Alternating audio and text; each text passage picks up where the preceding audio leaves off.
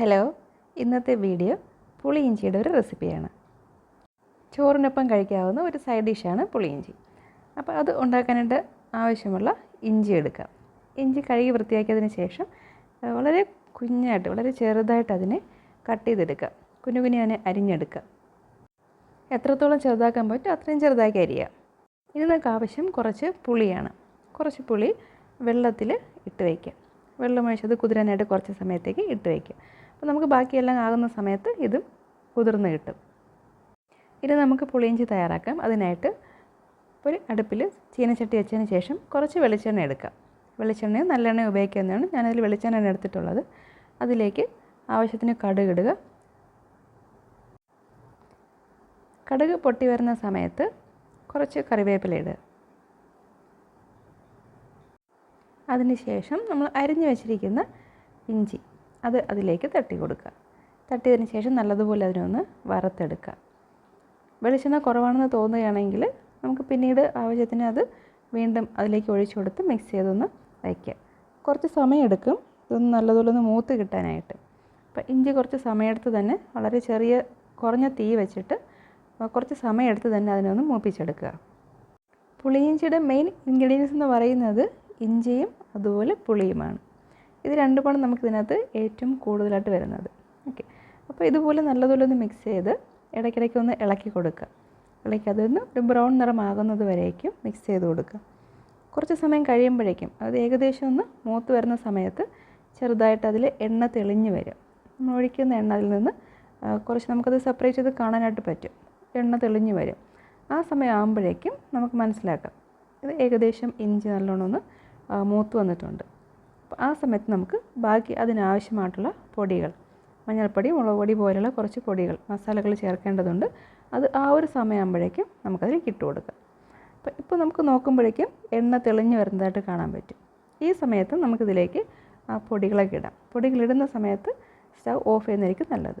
അപ്പോൾ ഇതിലേക്ക് ആവശ്യത്തിന് കുറച്ച് മഞ്ഞൾപ്പൊടി ഇട്ടു. അതുപോലെ തന്നെ പിന്നെ വേണ്ടത് വളരെ കുറച്ച് മതിയാവും മുളക് പൊടി.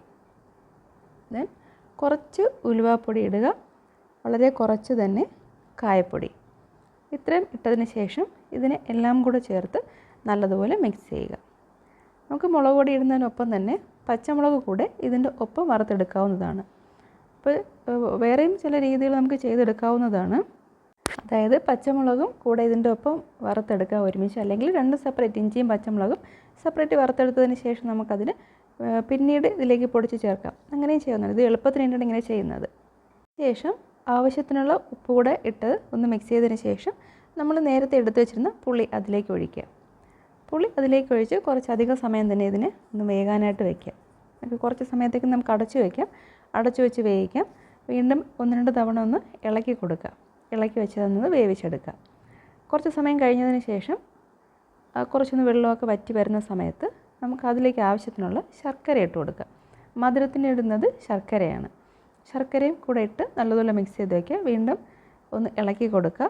1-2 തവണ അത് ഇളക്കി ഒന്ന് മിക്സ് ചെയ്ത് കൊടുക്കുക. മധുരം കുറവാണെന്ന് തോന്നുകയാണെങ്കിൽ വീണ്ടും നമുക്ക് ശർക്കര ആഡ് ചെയ്യാം. പുളി കുറവാണെന്ന് തോന്നുമെങ്കിൽ കുറച്ചുകൂടി നമുക്കത് പുളി ചേർത്ത് കൊടുക്കാവുന്നതാണ്. ഈ സമയത്ത് അതൊന്ന് ടേസ്റ്റ് ചെയ്ത് നോക്കാം. അപ്പോഴേക്കും ഉപ്പ്, പുളി, അതുപോലെ മധുരം, എരിവ് ഇത്രയും ഏകദേശം ഒരേ ഒരു പാകത്തിൽ നിൽക്കുന്ന ആ ഒരു അവസ്ഥ എത്തുമ്പോഴേക്കും നമുക്കിത് അതിൻ്റെ ഒരു പാകം കണക്കായെന്ന് പറയാം. അപ്പോൾ എനിക്ക് കുറച്ചുകൂടെ മധുരം കൂടി നിൽക്കുന്നതാണ്, മുമ്പിട്ട് നിൽക്കുന്നതാണ് എനിക്കിഷ്ടം. അതുകൊണ്ടാണ് ഞാൻ കുറച്ചുകൂടെ ശർക്കര ആഡ് ചെയ്ത്. മധുരം കുറച്ച് കൂടി നിൽക്കുന്നതാണ് എനിക്ക് താല്പര്യം. അപ്പോൾ അങ്ങനെ നമ്മുടെ ഒരു ഇഷ്ടത്തിന് എന്ത് ചെയ്യുക, അതിനൊന്ന് കറക്റ്റാക്കി മിക്സ് ചെയ്ത് ആവശ്യത്തിനുള്ള ശർക്കരയോ അല്ലെങ്കിൽ പുളി കൂടുതൽ വേണമെങ്കിൽ ആവശ്യത്തിനുള്ള പുളിയോ കൂടെ ചേർത്ത് എല്ലാം ഒന്ന് പാകത്തിനാകുമ്പോഴേക്കും മിക്സ് ചെയ്തെടുക്കുക.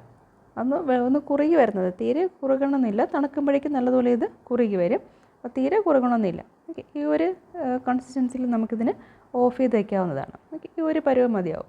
അത് തണുത്ത് കഴിയുമ്പോഴേക്കും ഇത് കുറച്ചുകൂടെ ഒന്ന് കട്ടിയാവും. ഓക്കെ, അപ്പോൾ ഈ രീതിയിൽ നമുക്ക് പുളിയിഞ്ചി തയ്യാറാക്കാം. വേറെയും പല ഇൻഗ്രീഡിയൻസും ചേർത്ത് നമുക്ക് പല രീതിയിൽ ചെയ്യാം. അപ്പോൾ ഈ രീതിയിലും ചെയ്യാവുന്നതാണ്. അപ്പോൾ ഇത് വളരെ ടേസ്റ്റിയാണ്. അപ്പോൾ ഇത് എല്ലാവരും ഒന്ന് ചെയ്ത് നോക്കുക. വളരെ ടേസ്റ്റിയാണ്. Thank you.